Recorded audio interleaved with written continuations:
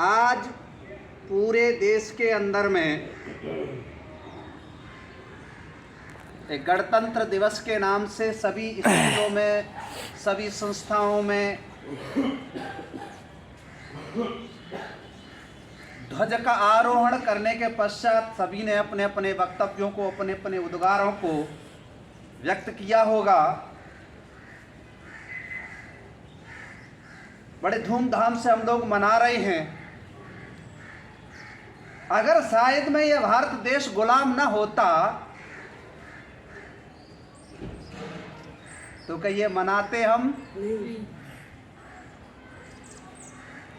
तो ये मनाना खुशी का दिन है या फिर अफसोस का दिन है? खुशी का दिन।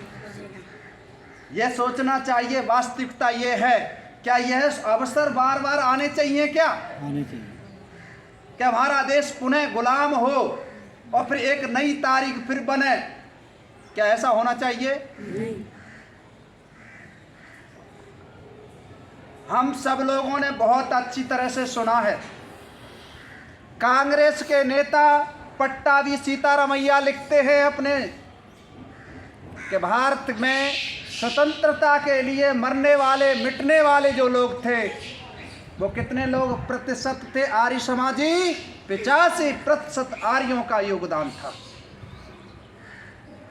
और 15% में कौन रह गए? जिसमें हिंदू भी थे, इसमें मुसलमान भी थे। कितने में थे? 15% में। बड़े अफसोस के साथ में मुझे कहना पड़ रहा है कि वो 15% वाले लोग वो संविधान को बनाने वाले थे। वो 15% लोग इस राष्ट्र को चलाने के लिए तत्पर थे, जिनका योगदान ही कितना था? कम कि कल्पना से भी कम। और जिन्होंने प्रशासनिक प्रतिशत इस राष्ट्र को आजाद कराने के लिए जेलों की उन सलाखाओं के पीछे रहे, फांसी के फन्नों पर झूमते रहे, उनका कोई भी योगदान इन्होंने नहीं लिया। जब देश स्वतंत्र हुआ उसका परिणाम है आज कि ना ही तो हमारी उत्तम शिक्षा हो पाई पूरे भारतवर्ष की। आज हम देश पूरा कह रहा है स्वतंत्र हो गए, पर मैं कहता हूं यहां से गोरे अंग्रेज चले गए और काले अंग्रेजों का राज बरकरार चल रहा है। वही मानसिकता है। आज जाकर के शिक्षा के क्षेत्र में देख लीजिए, सुरक्षा के क्षेत्र में देख लीजिए, न्याय के क्षेत्र में देख लीजिए, आप लोग जाकर के आपको पता हो जाएगा।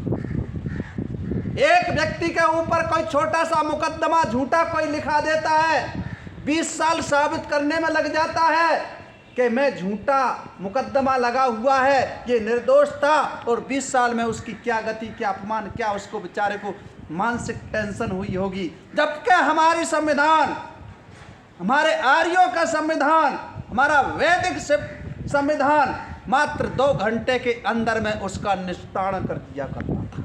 मात्र कितने दिन के घंटे के अंदर में? 2 घंटे के अंदर में पंचायत बुलाई और पंचायत आए और निर्णय दे दिया गया। सत्य को सत्य और असत्य को असत्य सामने ला कर रख देते, दूध का दूध और पानी का पानी कर दिया करते थे। वो संविधान अच्छा था, वो न्यायपालिका अच्छी थी, या आज की न्यायपालिका जो विदेशी स्तर से पढ़ करके विदेशी पैटेंट से तैयार किए जा रहे हैं, जिनको 20 साल लगते हैं, ये दोषी है या निर्दोष है? आज लोग इंग्लिश पढ़ करके, अंग्रेजी भाषा सीख करके, उसकी वहाँ की विदेशी संस्कृति को अपना करके अपने आप को सोचते कि हम विकास पुरुष होते जा रहे हैं या हम विकसित होते जा रहे हैं। ये भूल जाओ, अगर यही मंजूर था, यही संस्कृति मंजूर थी, यही संविधान की जो धाराएं जो आज हैं, जो सारी की सारी एक भी ऐसी नहीं है कि जो भारत के इस भूमि की संस्कृति की रक्षा कर सके। तो ब्रह्मचारियों, जिस वक्त गुरुकुल कांगड़ी की स्थापना हुई तो ये इसी के लिए हुई। गुरुकुल का पुनरुद्धार हुआ और उसकी तड़प ने, उसके जनून ने पूरे विश्व की ने हिला दी, उनकी जमीन हिला दी। लोगों को लगने लगा कि वास्तव में ऋषिवर देव दयानंद की इस विचारधारा यदि पूरी फैलती गई तो हम निश्चित रूप से बहुत थोड़े दिनों में उल्टे गुलाम हो जाएंगे। जिस ब्रिटेन सरकार का कभी सूर्य अस्त नहीं हुआ करता था, उनके भी पैर उखाड़ने में आप लोगों ने अभी गा रहे थे ना, राम प्रसाद बिस्मिल क्या कहते हैं, देश हित मरना पड़े मुझे सहस्त्रवार भी, तो भी इस कष्ट को निज ध्यान में ना लाऊं कभी, हे ईस सतवार मेरा जन्म हो और मृत्यु का कारण सदा ही देश उपकार का कर्म, इस राष्ट्र के उपकार के लिए होना चाहिए। और ये ध्यान रखो, जब हम अपने राष्ट्र के लिए बराबर युद्ध का अभ्यास नहीं करते हैं, जिस राष्ट्र के अंदर में समझौतेवादी लोग हो जाते हैं, जिस राष्ट्र में नपुंसक क्षत्रिय नहीं रहते हैं, वह राष्ट्र कभी सुरक्षित नहीं रह सकता, उसकी संस्कृति सुरक्षित नहीं रह सकती। इसलिए हमें वेदों के ज्ञान से, हमें परमात्मा के ज्ञान से हमें निश्चित हो जाता है कि यह आत्मा अजर और अमर है। तभी तो कहा उन्होंने, अरे एक बार नहीं हजारों बार मरना पड़े मुझे, परंतु ये वैदिक संस्कृति के लिए ही मेरा जन्म होना चाहिए। यही तो कहा था कृष्ण ने, यदा यदा ही धर्मस्य, जब अधर्म बढ़ेगा तब तब मैं धर्म की स्थापना के लिए जन्म लूंगा। जन्म लेना चाहते थे, भगवान से प्रार्थना कर रहे थे कृष्ण कि मैं भी इस उद्गार के साथ में आना चाहता हूं। तो ये भाव हमारे होने चाहिए। आज पूरा देश जिसको मनाने के लिए बहुत अच्छी तरह से सोचता है, क्या आप विचार करोगे? आज सिनेमा घरों के अंदर में चले जाइए, आज हमें क्या परोसा जा रहा है? क्या हमारी वैदिक संस्कृति परोसी जा रही है? क्या उन शहीदों को जिन्होंने फांसी खाई थी इस राष्ट्र के अंदर में, क्या इसके लिए खाई थी? इसके लिए नहीं। वो चाहते थे कि हमारी संस्कृति रहनी चाहिए। जिसकी संस्कृति ही नहीं रहेगी, इस शरीर में आत्मा ही न रहे, ये शरीर किसी काम का है क्या? किसी काम का है क्या? नहीं। जब नहीं है तो हमारी संस्कृति ही नष्ट हो जाएगी। तो बताइए इस देश को, इस मनुष्यों को क्या होगा? ये किसी काम के रहेंगे या नहीं रहेंगे? किसी काम के नहीं। देश पाकिस्तान भी हमारा है, वो भूमि किसकी है? आर्यों की भूमि है। परंतु आज हमारी ना संस्कृति है माँ, और ना ही हमारी सभ्यता है, और हमारे से टुकड़ा अलग। क्या बंगाल देश नहीं हुआ हमारे से अलग है?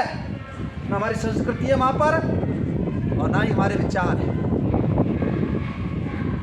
भूमि थी, भूमि के अंदर से, भारत भूमि के अंदर में भी बहुत सारे ऐसे प्रांत हैं जिसमें आपकी संस्कृति का कोई अस्तित्व नहीं है, सब विनष्ट होते होते।